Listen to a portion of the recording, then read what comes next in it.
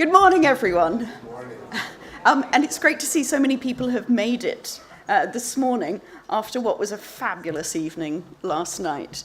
And just to say, not trying to show off, but the Scottish Deans managed a breakfast here at 8 o'clock this morning, and I even dressed for the occasion. So, still not expecting any fire drills today. So just leave if there is an alert, and it's not like, and I hope it's changed at Aston. One of the scariest things I ever had to say was a conference at Aston where I literally had to get up and say, if you hear a woman's voice saying that there's a fire, ignore it. If you hear a man's voice, it means that there really is a fire and you need to leave the building. I kid you not. I hope that's changed. Excellent. So later today, you will receive an email from Oliver, yet another one. This is asking for feedback in the survey. Please do fill it in, because it does help us to make sure that these events are as good as they could be to satisfy what you find valuable, and that's really important to us. Just a bit of a plug about CMBE, which started 3 years ago now. And in our annual membership survey, results showed that as a sector, we put our students first. The top two priorities for members are student satisfaction and student recruitment, followed by league table positions and accreditations. And our schools are backing this by nearly 90% now have a promotional route for staff on teaching tracks.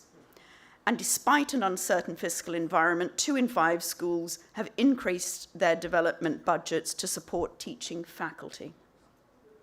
So we're delighted that the success of the Certified Management and Business Educator, the CMBE, scheme has been embraced by member schools as part of the response to professionalising educational skills and enhancing the quality of teaching and student experience.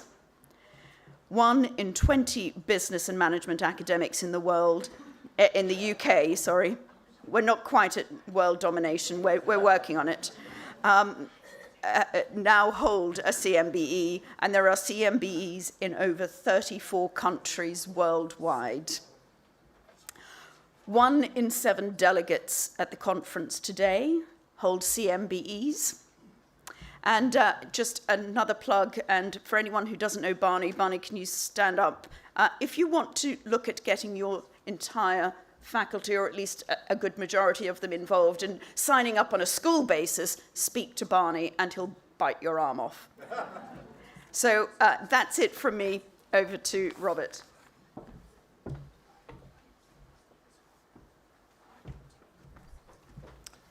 Thank you, Anne, and good morning again, colleagues. It's lovely to see you back on day 2, especially when it's the morning after the night before.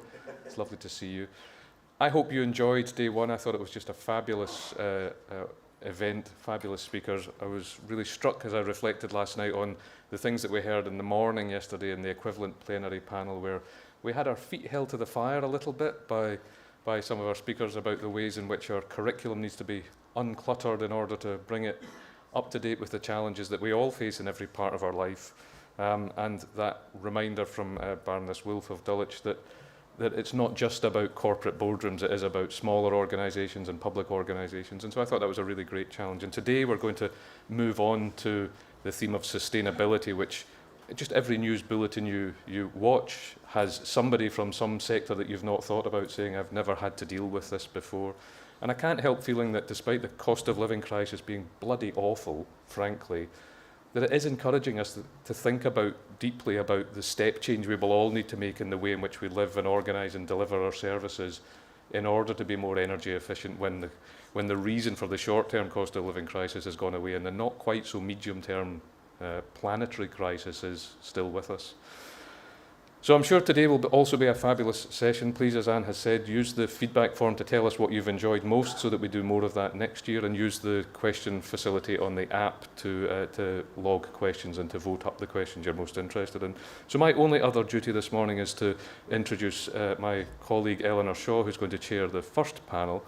Eleanor was the first person I ever met in a business school when I ran away from the world of engineering and joined the strange but beautiful world of business schools at the University of Glasgow. And just to pick up Anne's reference about the slightly less woke fire drill at Aston, when I joined Glasgow, just as an indication of how much life has changed and indeed how old I am, Eleanor clearly isn't, she was a child at the time, but I had to share a computer with a dean of another business school, somebody who went on to become a dean of another business school. So it was a very civilised time of life. You could decide if you were going to do email in the morning or in the afternoon. You just had to coordinate that. But a frankly cruel and ill-intended computing scientist somewhere in the centre of the university decided that the domain name could really only have 7 characters, and the format of email addresses would be your surname followed by the domain name. But the surname could also only have 7 characters. And for Eleanor, this was okay because she became Shaw at. It was then not called the University of Glasgow's Adam Smith Business School. It was called the Department of Management Studies. And so Eleanor became Shaw at Manstud. Which, you know, you take your pet's name and the street in which you were born. I, however, suffered the terrible slight that Macintosh got abbreviated to Macintosh at Manstud. And I literally had business cards printed with that and said, I frankly cannot be doing with that. And became the first and indeed only for a short period of time person at the whole of the University of Glasgow who was known as Robert at Manstud, which I felt was slightly more socially acceptable. But it's a great pleasure to introduce Eleanor, who sits now on council and has been at Strathclyde Business School for a long period of time. She's a tremendous colleague. She was recognised, much like Anne, as with an OBE for her services to business, in particular her services to female entrepreneurs and business leaders. And she'll guide us through a conversation about sustainability. So welcome, Eleanor.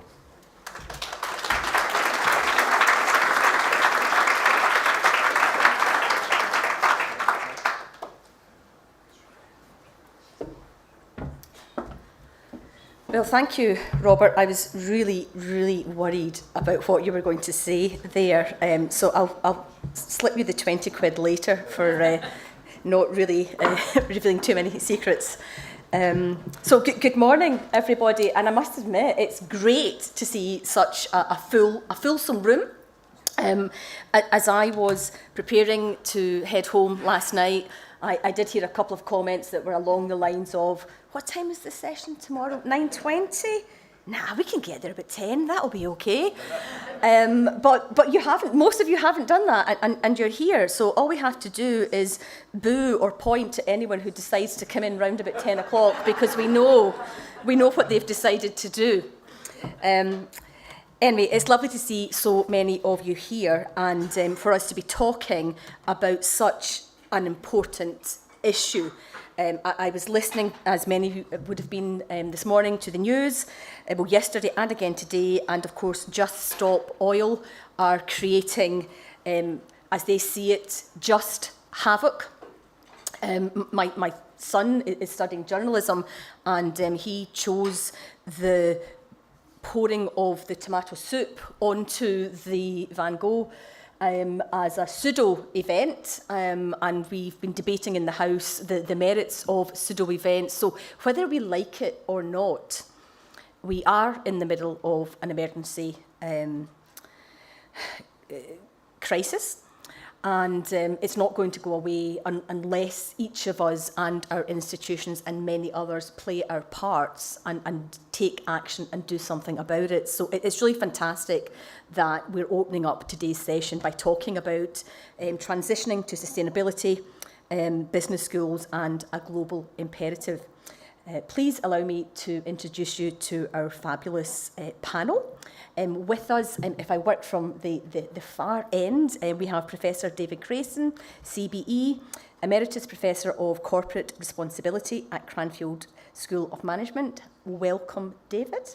Lovely to have you on the panel. On Zoom, hi there, we have Dr. Catherine Muff, who is Director of the Institute for Business and Sustainability and Professor of Practice at Lewes Business School. Lovely to have you with us this morning, Catherine. Great to see everyone. Thank you. Sitting next to David, we have another David Schofield, who is Director of Sustainability at Viva. And sitting next to David, we have Hetan Shah, who's Chief Executive of the British Academy. Thank you all for taking the time to be with us today, and we're very much looking forward to hearing your remarks. Let me just open up with a couple of comments that you yourselves have made. So within the annual membership survey of this year, we did ask some questions around business schools' sustainability strategies.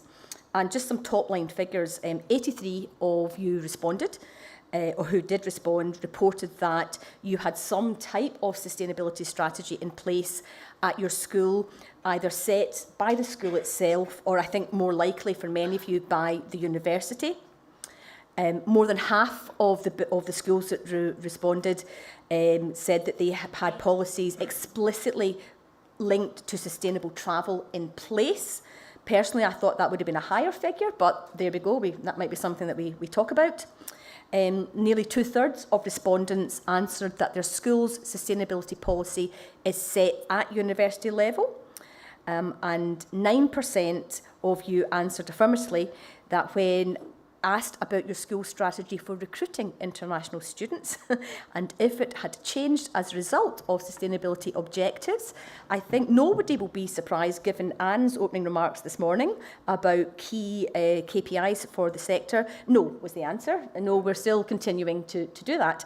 And indeed, for those of us, and thank you for mentioning this, who were up nice and early and at the Scottish Deans meeting at 8 o'clock this morning, we did speak about this and the impact that really exponential growth in PGT figures are having.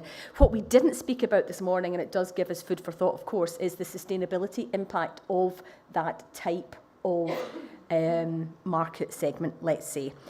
So those are some of the things that you've already spoken with us about, and we'll hear more this morning. What I'm going to do is go to our panel in a moment or two and ask them just for some opening remarks on the topic. Can I also remind you that on the app, you have the opportunity to both pose questions and also to upvote for questions. So I promise everybody, if I'm looking at my phone, it's not because I'm checking out whether there's a new Prime Minister or what Elon Musk is up to. I am actually trying to coordinate what some of the upcoming questions will be. So thank you so far, and I'm very much looking forward to the session. Let me now sit down.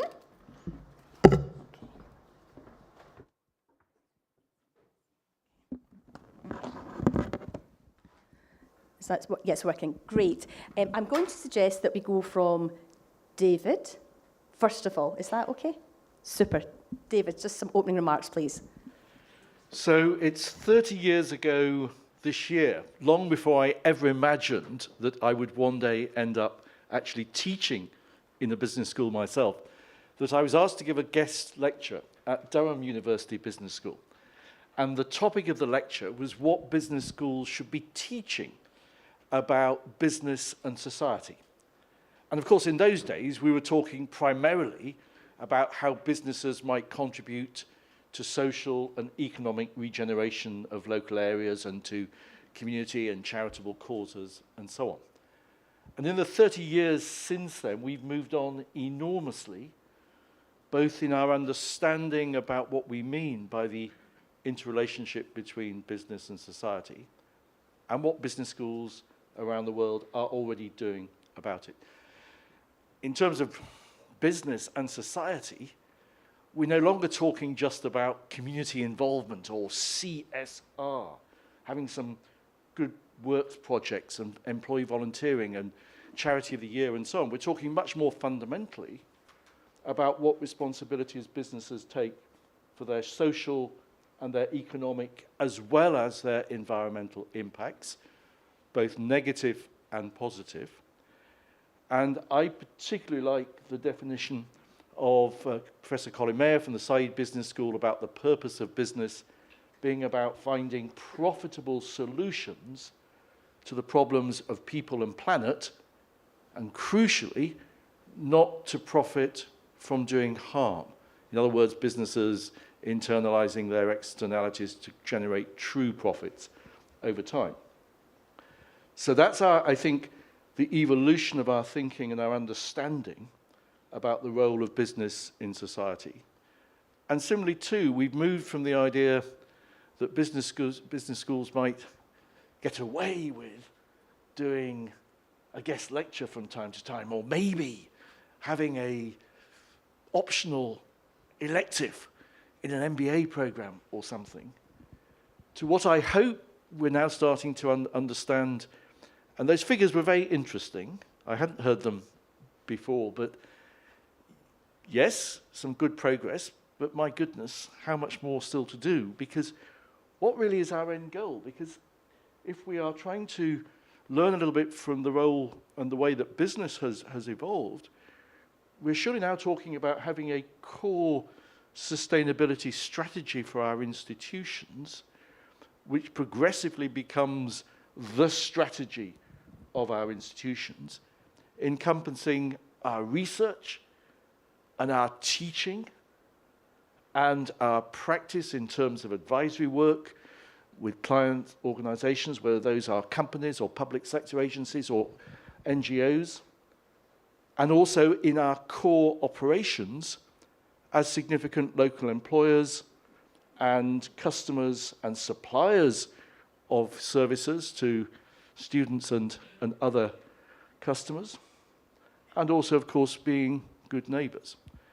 If that is our kind of aspiration for what we're talking about in terms of responding to the global imperatives, which crucially I think we need to understand isn't just the climate emergency, important though that is, it's behind it the much, much broader set of challenges about biodiversity loss in a period when we've just had WWF's latest One Planet report talking about since 1970, on average, there has been a 69% decrease in numbers of individual species.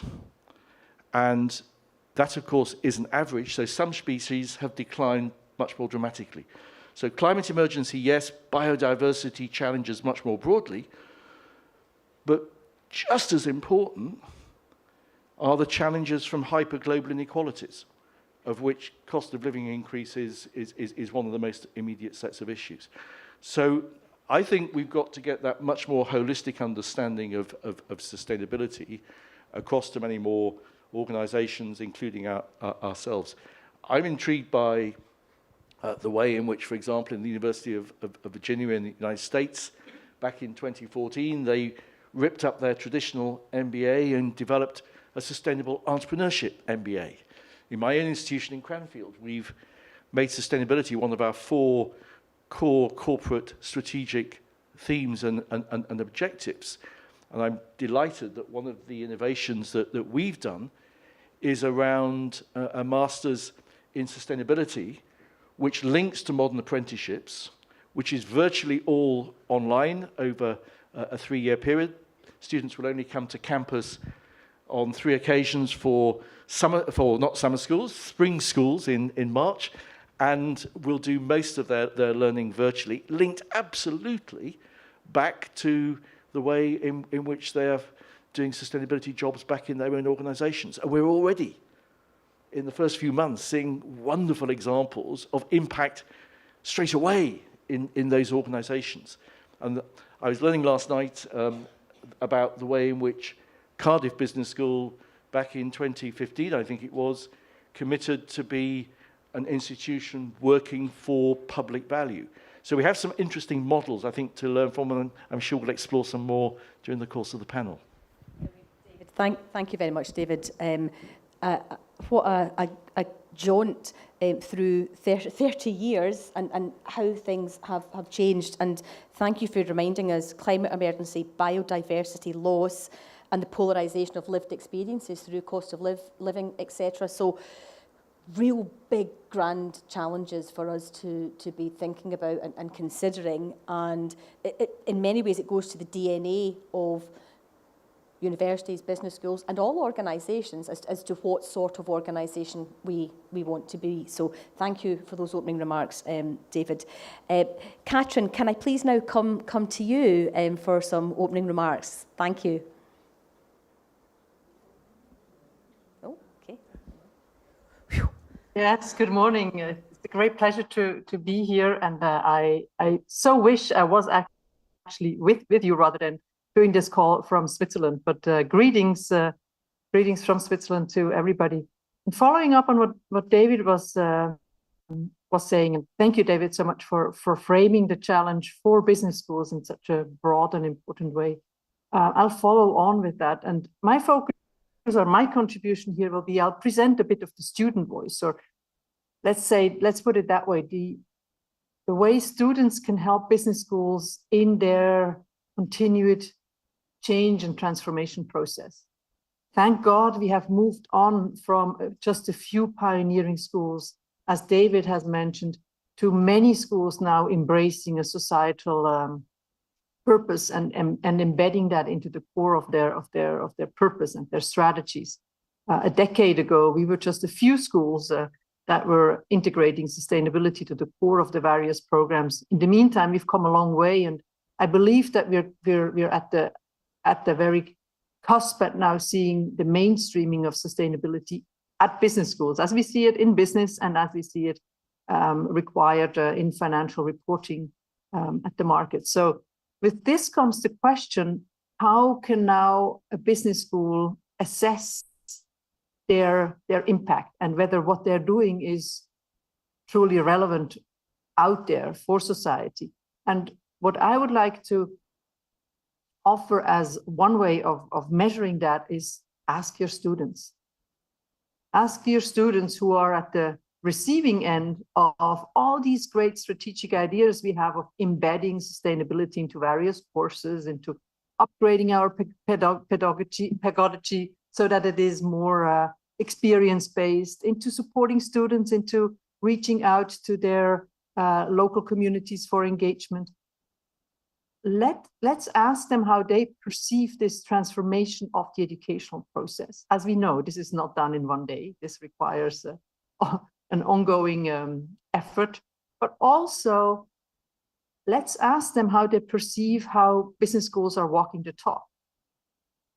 How are they actually perceiving business schools and their public engagement? Are they really perceiving business schools as role models out there in terms of engagement? What is their perception of governance and culture? And we have learned in the last 3 years since we have introduced this positive impact rating, that I'm sure you've hopefully heard about before, is that doing or conducting such a survey with students is a fabulous starting base for a business school to assess where they are, and more importantly, to include students more formally into that transformation process. So I'd like to kind of make four points to encourage you to consider joining the positive impact rating for the 2023 edition. And the time to register will be now, because we're conducting the survey between December and February. First of all, we believe it's a great way for you to showcase your school. As I've said, many schools have started with this societal orientation, but which rating or ranking is actually indicating that? As we all know, and many of us have vocally critiqued the existing rankings that are out there, not many of them are actually celebrating schools for what they're doing in terms of positive impact. The peer is one way to do that. We also, in our exchange with various accreditation agencies, with AACSB, EQUIS, but also with the Prime, have advanced in understanding how important the student voice can be as a way to substantiate data, your qualitative data in terms of what you do. It is one stakeholder perception that you can add, and we have specifically now for the 2023 edition opted in additional questions that directly link to the AACSB reporting. So that can be a great way for you to actually demonstrate what you're doing. Thirdly, and I mentioned this already, to me, this is really where the peer has the biggest added value. Including students in your change process. We all know as deans and directors how challenging it is to transform your school. We know about the resistance. Students can be such outstanding partners in making that change happen. It's excellent to kind of to bring in the student voice as an argument for change. So I really encourage you to consider embedding the students in your operational process. And then last but not least, it's a way to compare the progress you make at your own school by asking students year to year, these are always new cohorts, how you're actually doing, and comparing your school with other schools. Yeah, so these are the 4 points from my side to start the conversation, and I'm looking forward to our panel discussion.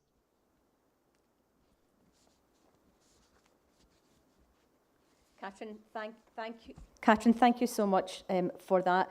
And I think there's a call to arms there, colleagues. Have a look at the website that Katrin shared and join now if that's something that you think your institutions would be interested in, or at least go back and have conversations with them. Katrin, I think you quite rightly talk about accreditations. We discussed this yesterday. Business schools must be one of the most heavily scrutinised parts of any university with numerous accreditations, and it does seem, you're absolutely right, if we're doing that, those accreditations or that scrutiny should be looking at our sustainability journey, progress, KPIs, etc. So thank you for sharing that with us, and I'm sure there'll be some more questions about that. Thank you. David, if we come to yourself next. Thank you. So it's my job to talk from the perspective of business, I guess. So I work for Aviva, and genuinely delighted to be speaking to you because you are so important in the systemic changes that we need to see on this planet in our societies. That's why I'm here. Your plans in your schools and universities are very important. They're the equivalent of our operational net zero plan. Relatively straightforward. We can work that out. The big challenges are the ones that you will contribute to, which are more to do with the capabilities and particularly the mindsets of the leaders who will transition us to the future we all want to live in, but right now are kind of careering in the opposite direction from. I think David really helpfully staked out effectively ESG, the much maligned moniker, but which is patently good sense considering our environmental, our social and governance impacts. I'd emphasize that one. So who would have thought we'd be boycotting global coffee brands based on tax policies, or when the Institute of Business Ethics do their consumer survey that anti-bribery and corruption is one of the top drivers of consumer trust in brands. So the world has moved on. It is not just about the E, it is not just about the emerging S, it is about the G, the trust building, good governance, which many of you input to in terms of the business skills that, and capabilities, excuse me, that you're enabling in the leaders of tomorrow. And we look at that at Aviva, and I'll pick up on Katrin's point around conversations. The greatest place to start is a conversation. So a materiality analysis is effectively a series of conversations with your stakeholders about what matters.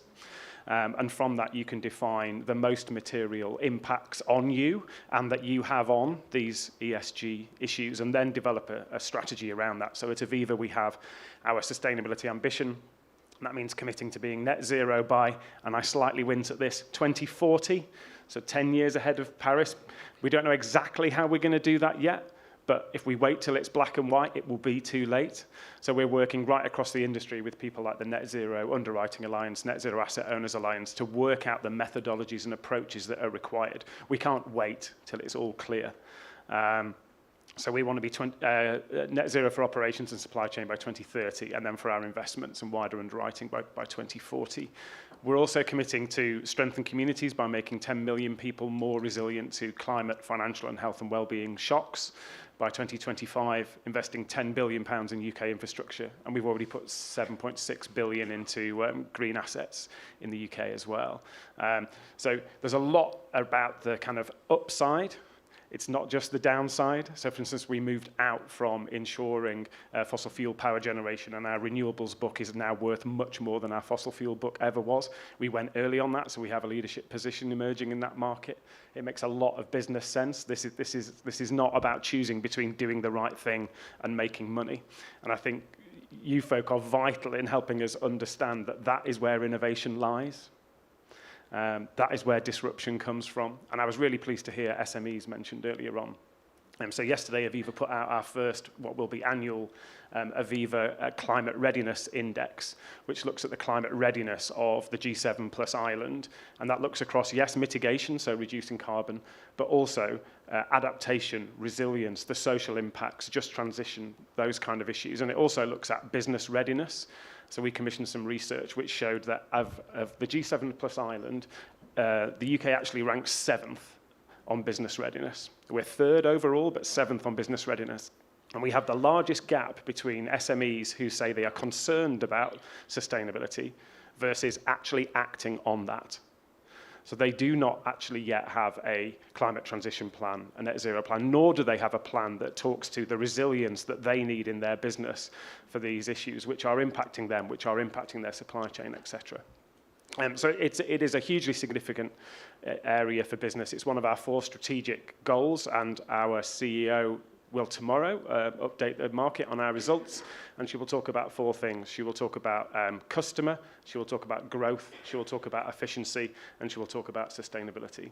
And sustainability won't just be talked about as the 4th and final pillar, because sustainability contributes to improving customer outcomes, growing our business, and running the business efficiently. I think that's the way it should be. I'd finish by one thing I'm doing later this week as well is I often show up at business pitches. So we have a large workplace pensions book. We might have some pensions in this sector, maybe. And I often show up as part of that pitch team to talk about not just the ESG choices that we can provide for people who are saving in their pensions. By the way, if you move your pension, that's 21 times more impactful potentially in terms of your green impact than having an EV, doing your recycling, doing all of that stuff. It's hugely impactful. So I will be showing up to talk about this stuff, mainly for 4 key drivers of why this is important right across the business sector, and I think these apply to this sector too. Number 1, people like doing business with people who share their values. It was amazing after the financial crisis in 2008, how many businesses suddenly remembered, certainly in financial services, oh yeah, we used to be Quakers. So this idea that we'd become unmoored from our heritage. So Aviva's been around 325 years. I'm from the north of England. Lots of our libraries and things like that were built by people who, it's not a new phenomena realizing it's all connected. Millennials didn't invent it. We used to function like that. And actually a lot of your universities and schools are probably founded on those values and purpose kind of moorings. And I think going back to that is going to be absolutely vital for anyone who wants to be competitive in the future. Because second point, demand continues to grow. So choose your survey, it'll say between 60 to 80% of people want to choose an employer or choose a brand they consume with. It used to be you are what you eat. It's now you are what you consume. So the brands you consume, the university, the school you go to actually says something about your identity. So people want to that values match, and we're seeing that demand grow and grow. Interestingly, when we look at all the data, COVID didn't make a difference to demand for action on climate change and other issues. Cost of living isn't doing so far. There is a slight nuance, which is some people want active, positive choices, and not as many as say they want them, so not quite 60 to 80%, but maybe 50% of people will make those active, positive choices. There's a big swathe of people who just want guilt-free, if I'm honest. They want us to take all the hassle out of it, and they just want to know, and this is the point around certifications and things like that, they just want to know, I'm not doing any harm, I'm doing some good here. I'll kind of lean into that as we go, but I need to trust you on that basis. But that level of demand is growing, and we see that with our people. So 88% of our people believe that we're a good corporate citizen. We ask them, do you believe it? Which is quite a brave thing to do. And they do tell us. But actually, when you track, if you do believe we're a good corporate citizen, you're more than twice as likely to be proud of us, you're more than twice as likely to recommend us as a great place to work or recommend our products and services. And would you believe it, you're also much more likely to trust our senior leadership. Imagine if you saw senior leaders behaving as though it wasn't only about the bottom line, but they genuinely cared about our wider impact in the world. Hey, you might trust them a bit more. So values match, demand, and then a final two. Third, you're going to have to do it anyway. So the UK is committed to be net zero by 2050. So we're all going to have to move towards net zero by 2050. If you're doing business with any kind of public sector, whether it's your clients or you need social value, more and more regulation coming through. So you might as well get ahead of the curve. And the fourth thing, which is really exciting, which hopefully we'll unpack further, is leadership is about enabling the transition. That's the really exciting bit. So getting away from this idea of goodies and baddies. Some of you will have a broadband supplier who's actually an energy provider. What's going on there? People are having to radically reinvent their business models to face into both the challenges and the huge opportunities represented by these issues. And I think that's what Aviva wants to do. And I think you are amazingly placed to lead on these issues, not just by having your own climate transition plan, that's important, but by enabling the transition with the mindsets and the capabilities that are required for the world we want to do business in and live in the future. David, thank you so much. And you can see just from listening to you talking, the passion that you have for this, and it's quite infectious. So it's really great. Really great to see that, and also to remind us about the role and the importance of values and purpose. And I like that phrase, and I've forgotten about it. Our moorings and what, why our institutions exist, and also personally why we do what we do. And yeah, so there's quite a challenge there, isn't there, for us to enable those the mindsets of future leaders to be purpose-driven and to respect the impact that their actions have on others and the world around them. So I think we're doing kind of okay, but if I was doing a report card on myself, I'd be saying room for improvement, much room for improvement. So thank you for that food for thought. Okay, I'd like to now move to our fourth panellist, Hetan. Welcome. Thanks very much. Did any of you catch the Collins Dictionary word of the year? Permacrisis. And the leading economist, Adam Tooze, wrote a piece in the FT last week about the polycrisis. So permacrisis means we're permanently in crisis. Polycrisis is the notion that you've got multiple crises which are separate but interact to become more than the sum of their parts. You think about the energy crisis, the cost of living crisis, the environmental crisis, the brink of World War III, the list goes on. And I think the key point is this, that we're all longing for things to go back to normal, aren't we? Where's 2012? Remember that? That's gone. This is normal. And I think the key point is that we need to be preparing business leaders to be operating in this world of turbulence, of permacrisis and polycrisis. And given that, there are three organs of change in society. There's the state, there's business and civil society, and all of them are having their functions, their norms stretched very much by the operating environment that we're in. The old Friedman notion of shareholder primacy is looking pretty ragged, and I was very pleased to have David, give a nod to the British Academy Colin Mayer definition of, business that's there to get profit by meeting needs, not by creating problems, as it were. That's something that we've been pushing. We did a major piece of work over 4 or 5 years, bringing leading academic minds together. And the thing is, over the last 50 years, shareholder primacy has been a kind of big thing. But actually, if you look over 2,000 years, purpose and profit have always gone together. So actually taking that long view is, I think, what we need to do. So what does this mean for business schools? We published a report yesterday, on how do you embed purpose in the business school. I think one of the key points that's come out all the way through today is this is not about a standalone lecture, a little module. This is about embedding across all of the work, across strategy, across marketing, across supply chains, financing, etc. So that, I think, is a core part of where we need to go next. And there's already lots of good practice that can be drawn upon. But I wanted to pick out 4 or 5 things that may be quite practical ways of implementing this. The first is business models. I think the UK is woeful in using business models other than company limited by shares. And there are a whole plethora of business models out there being used, but we're not innovating enough. So let's start really putting those out there in through the business school and making people aware of all of the options. So you've got all sorts of social enterprise models like the co-ops. There's a great co-op, the Equal Co-op, which is looking at social care models and how to improve local pay, because that, as you know, low pay is a real problem in social care.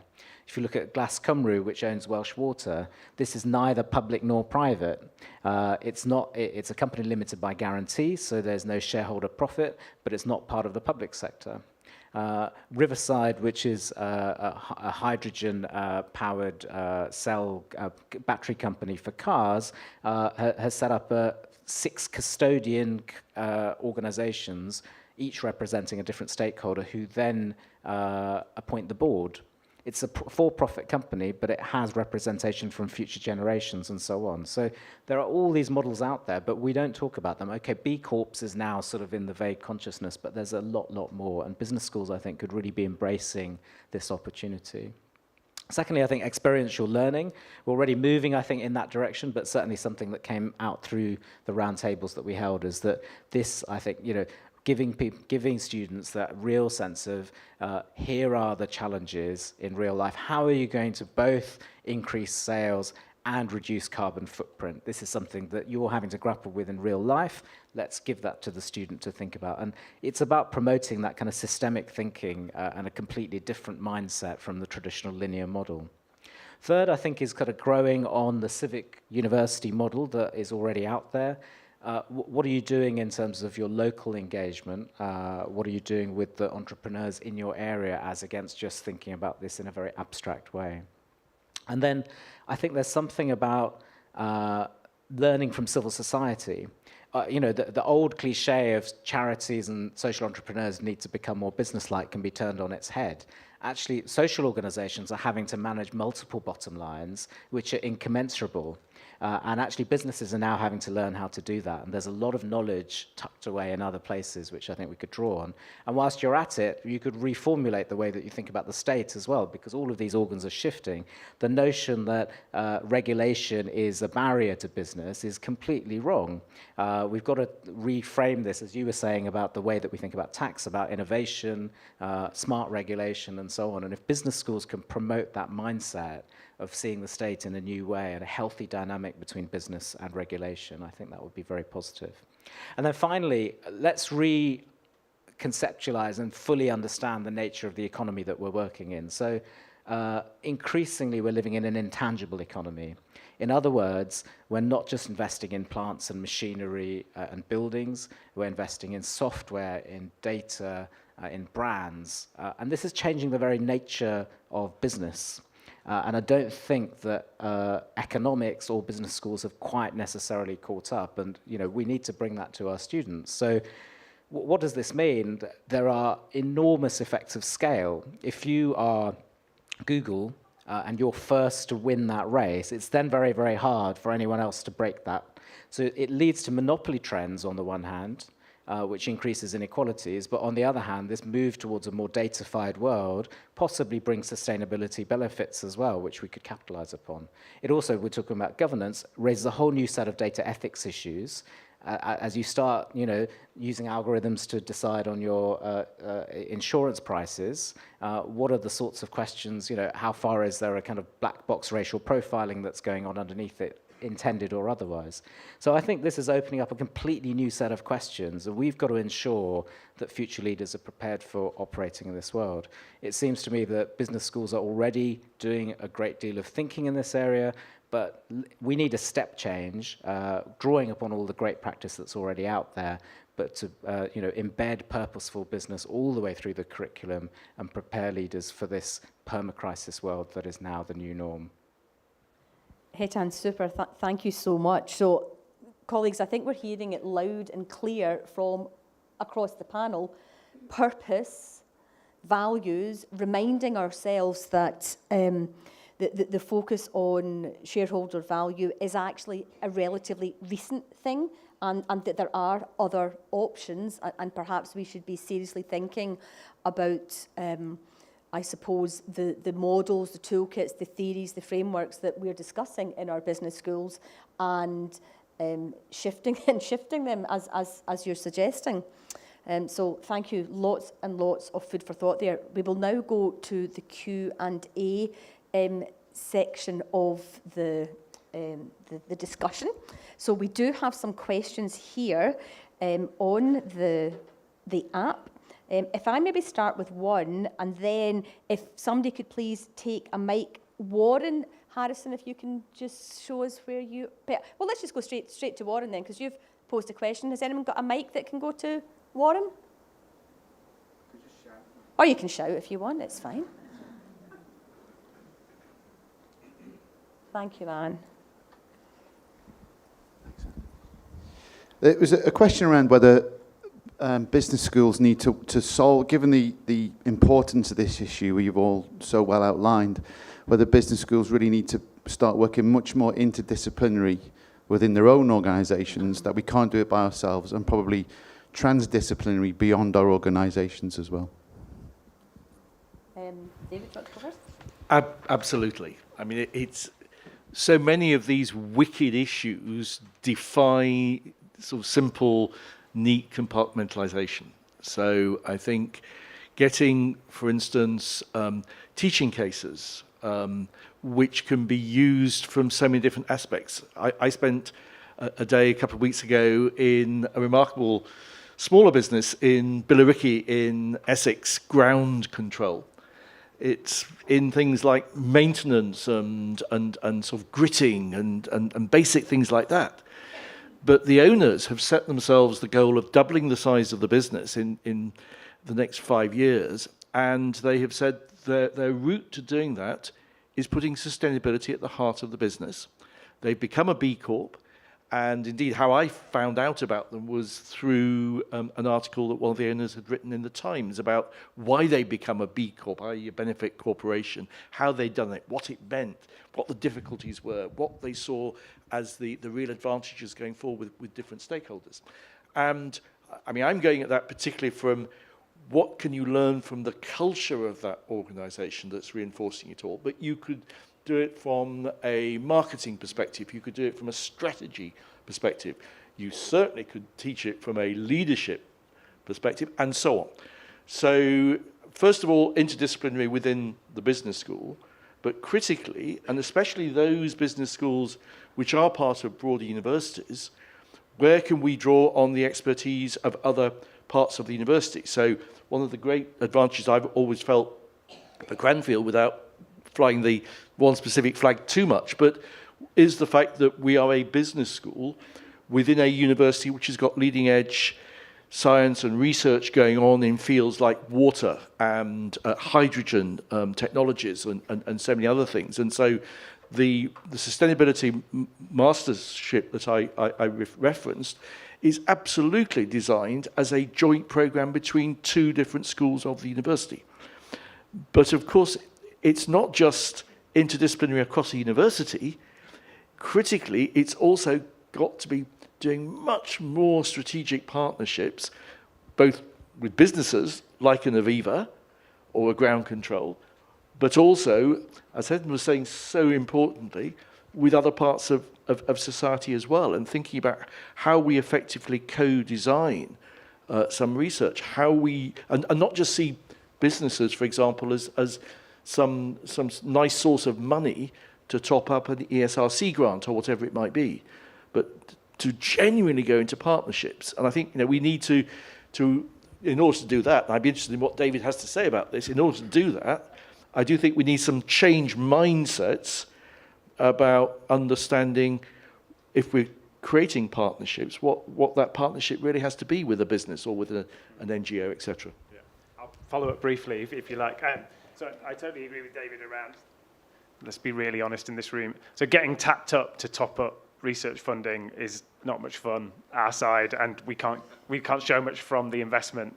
So actually what's really interesting is some of those wicked problems that we're identifying within our business models, within these big systemic challenges, accessing the capability that exists out there in your sector to contribute towards those.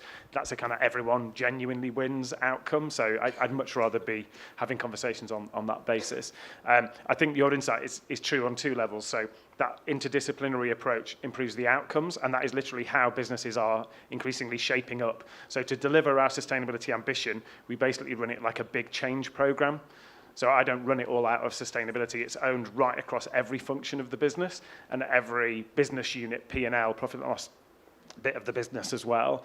And that's where you get the true embedding from. So if people are going to be practitioners, they're going to have to be able to work in that way. So I think both in terms of outcomes and what you're modeling by doing it that way, you're actually really helping. Okay, thank you. I'm going to the app here, and there has been an upvoting of one key question.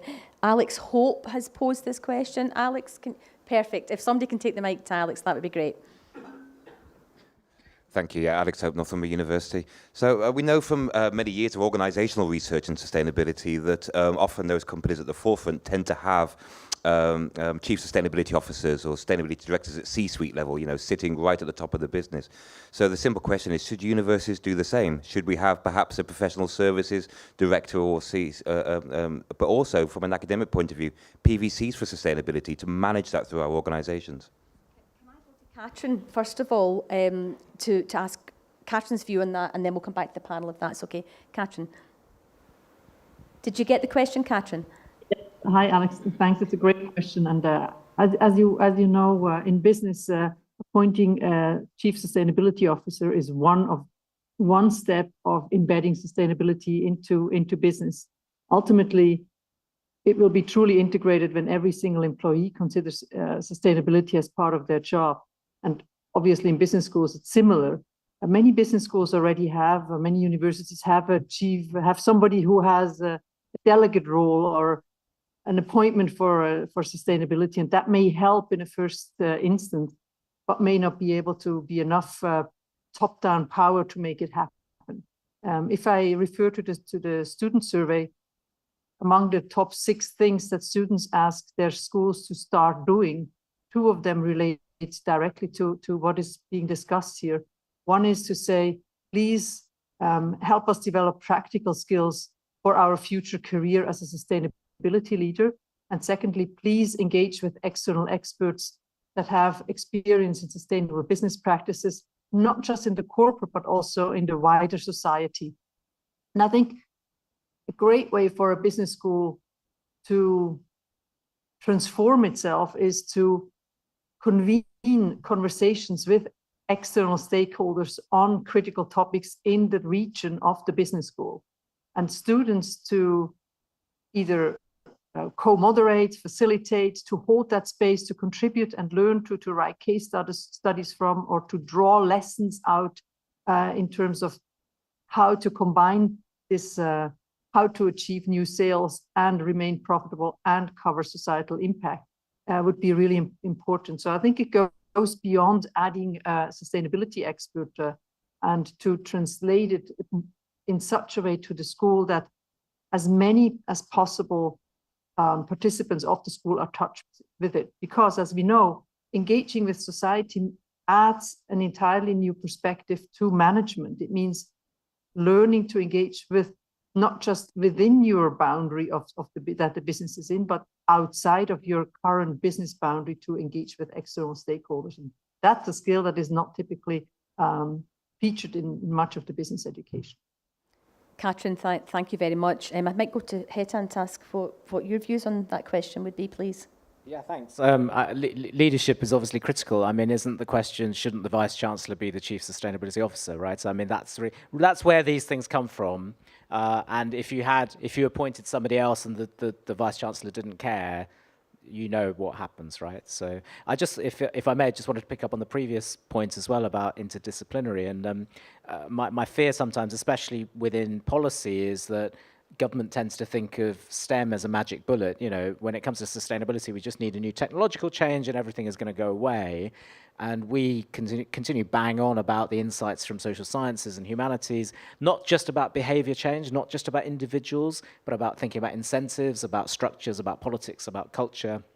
One of the things we've done at the British Academy is invented a new acronym, SHAPE, Social Science, Humanities and Arts for People in the Economy, as just a nice way of talking about our subjects in the way that STEM has got a kind of acronym too. And it's about using the insights from STEM and SHAPE to kind of change the world, which we think is really important. But then a final caveat on this is that, of course, we'd like to bring in more research lenses of this sort for business schools, but I think the way that business schools are conceived of as essentially cash cows within universities, and the focus on research is not strong enough, is a real problem. Okay, Hetan, thank you. That takes us neatly on to the second top question after the one that Alex posed. It's an anonymous question, but people like it, so I'll ask the question. Please don't hit me because of that. But the question is, and it relates very much to your point, business schools have an imperative to bring in surpluses for their institutions. Well, do they have, is that imperative? We can debate that. Does this make sustainability harder to achieve? If not, why not? Now, who would like to go? David, you're going first? Only because people are looking at me. Surely that's just analogous to the fact that I'm in a business and we are a PLC and we have shareholders to pay, and rightly they scrutinise us on, are we paying out so they can afford their retirement? So I think it's about the innovation that comes from holding those two things in tension rather than seeing them as a binary opposite. And that's where we've had the kind of breakthrough advances. So, you know, if you look at the demand for ESG-based investment, you know, that continues, you know, a significant growth. So companies that are well placed to deliver on that will win. The big one, I think, is growing with the green economy. So you will hear it all the time over the next 2 weeks. We need some fast and radical shifts, particularly in some of the carbon-intensive industries.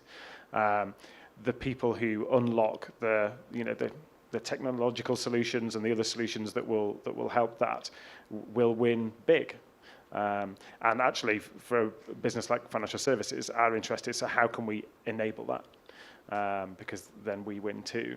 And I think that sort of mindset is a different way of addressing the question that keeps you away from this kind of binary opposition and actually use the tension to create some innovation. Because it will undoubtedly be true in all sectors that if we don't get good at facing these challenges and the opportunities, we will get disrupted and we will be the dinosaurs. Thank you. Thank you. And I think David would also like to add something. The other David. So I suspect that most of us in this room of business school professionals will have our favourite Peter Drucker quote. And mine comes from actually shortly before he died, when he told Professor David Cooper Ryder, every social issue and global problem is a business opportunity in disguise. A business opportunity in disguise. And I always use that with our MBA students, because that is the mindset that I think we have to inculcate, and to get rid of this false dichotomy that you're either good and try and be sustainable, or you're profitable. And I think what David was saying very powerfully from the Aviva experience is that the route to superior business performance going forward is going to be through embracing and getting ahead of the curve on the sustainability challenges and finding the business opportunities in disguise. And I think that's part of what we have to be absolutely driving through entrepreneurship programs, but should also be influencing our own thinking about all of this. And as David was rattling through his arguments for why this should be taken more seriously, every one of those applies directly to us in business schools. David, thank you very much. I think Hetan also wants to say something.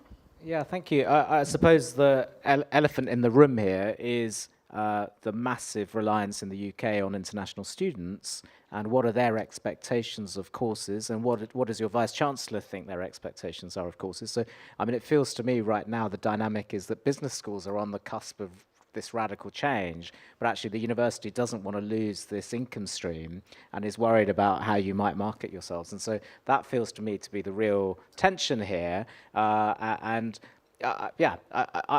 think we can square that circle. Can we, you know, this is traditional UK soft power, right? You bring people over and you show them a different way of thinking about the world. But I do want to name that as, I think, a real issue. Thank you, and I mean, you do touch upon a very, very important point. Katrin, do you want to come in on this as well? Just to round off what David Grayson was saying, and it's my favorite Trucker quote too, David. I think the point really is, do we consider sustainability as a risk and therefore as a cost, or do we consider sustainability as the fantastic and important opportunity it is to create new business models, revenue streams, and new engagements of the business and the business school in society? And if we develop the 21st century leaders that we need, these leaders will be equipped to see the opportunity. And once we can position that very clearly, have the evidence behind it, it will be attractive to any student, national or international. Thank you, thank you. Okay, let's have a look at some of our other questions that we've got here. Another popular question, and I'm going to pose it, but I'm not quite sure if we're going to get to with the answer on this. It's, will CABS walk the talk on sustainability and lead by example, such as providing vegetarian catering by default? I'm not actually going to go to either Anne or Robert to ask you that question. So, panel, what are your views on that? Is this something all organisations should do when they are holding events? They should vegetarian by default? So it's a popular question. So yeah, let me take the principle of it. It's a really interesting one. When we're talking to our employees, we get the suggestion, you know, should we enforce certain days being vegetarian or vegan in the canteens? Yeah. I think it's a really interesting question. I think what's underneath it is, what are those totemic actions which will clearly signal to your stakeholders that you are really serious about this? And they will usually leave a certain percentage of people swinging firmly on your side, and there will be a certain percentage of people who are not necessarily overly enamoured about that.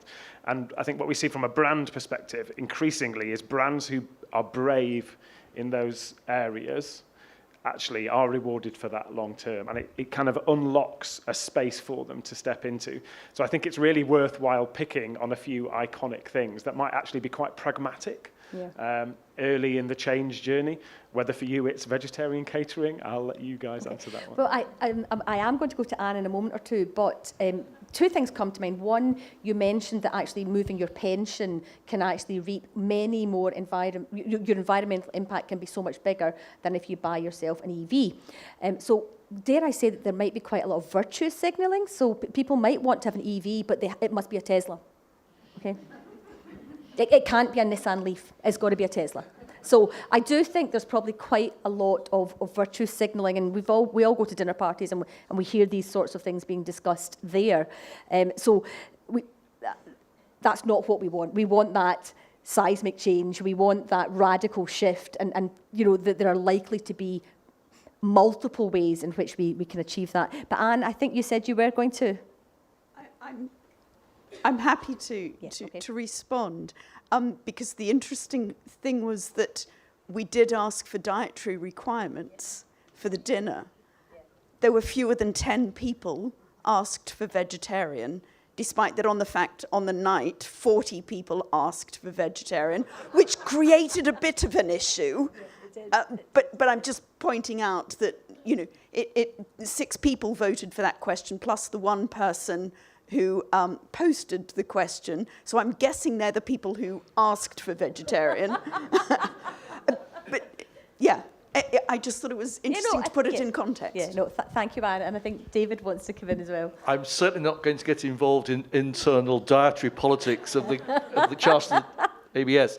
I I think, again, it goes back to something that David talked about, that when we are thinking about how we're going to really make progress, we need to understand as organizations, whether we're businesses, whether we're CABS, or whether we are an individual business school, etc., what are our most significant impacts, social, environmental, and economic, based on dialogue with different stakeholders. There's all kind of exercises that you can do for doing materiality matrices really effectively and so on, but focusing then on the really big ticket items, because the last thing we want to do is to become associated with greenwashing or purpose washing allegations and so on, because we're taking a few easy steps and thinking, gosh, we can go back to the CABS conference in 2023 and say, yes, we're right in on there. So we really have to focus critically on our most important impacts and where we can have the most influence. And one of the things that in Cranfield we did a number of years ago was to say, yes, there's important to make progress on sustainable travel, but let's think also we're not a coal miner, we're not an oil and gas company. Where can we have the most impact, the most influence? And as a result, concepts of carbon brain print were developed, and how do we actually increase our positive impact in terms of capacity building of leaders to be able to make progress on net zero strategies and so on. So impact, I think, all the time. Thank you very much. I think we have time for one final question. I can take it from the app, but most of them are anonymous. Does anyone out there with a burning question they'd like to ask the panel? Question over here, thank you.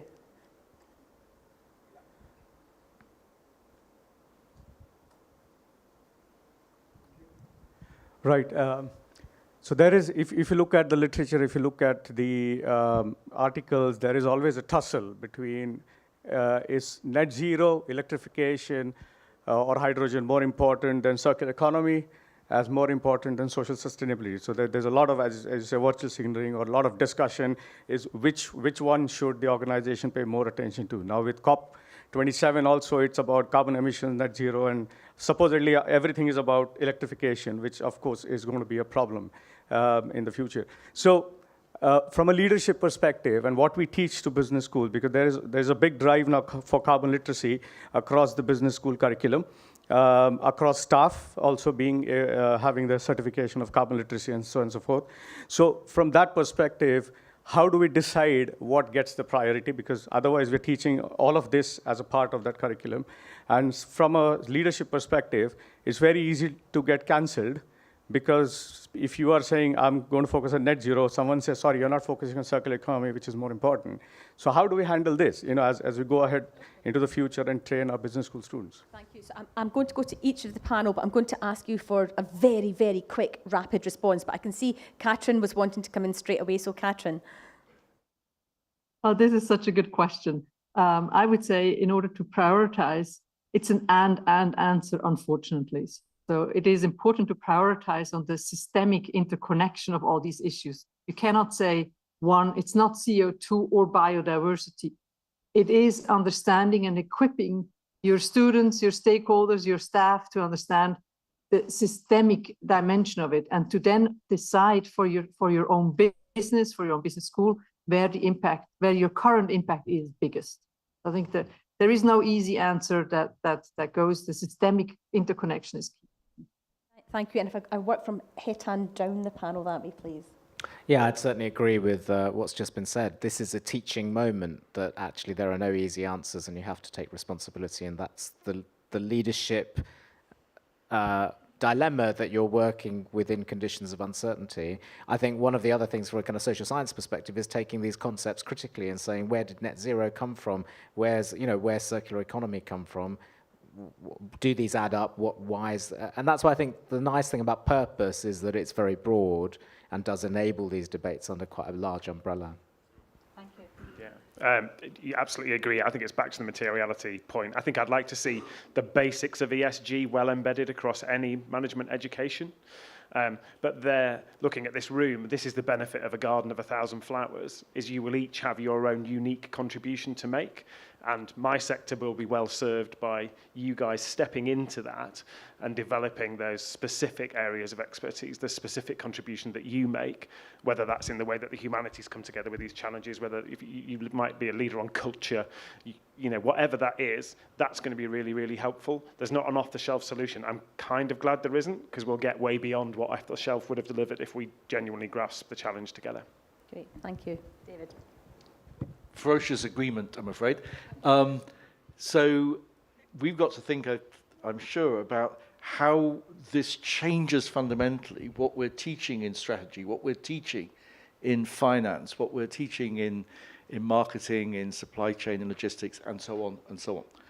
And I just leave perhaps with two very quick final thoughts. One, are we really equipping our future leaders with the kind of skills to be able to create and then help to contribute to and run effective partnerships, sometimes with competitors, sometimes with businesses from different parts of the economy, sometimes with civil society, with public sector agencies, universities, and so on. So those partnering skills, I think, are going to be some of the really critical leadership skills for the future. And in a few days' time, the Financial Times is going to be publishing a report on some of the most interesting innovations internationally in business schools in terms of research and teaching on sustainability. Hopefully, and I think it's great that the FT is giving more attention to this in terms of their coverage of business schools and management education. But shouldn't we be all in this room saying, I want our school to be in there for the 2024 feature about innovation in business schools around sustainability, and really show that the UK business schools are right at the forefront of addressing these issues and seeing the business opportunities in disguise. Super, thank you, David. I think that's a great place for us to end what has been a lively, and I think we could have gone on with many more questions. I've certainly enjoyed it very, very much. Colleagues, can you just join me in thanking today's panel?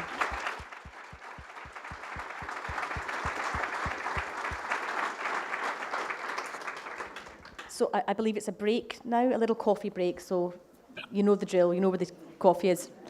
Try to avoid the cakes if you can.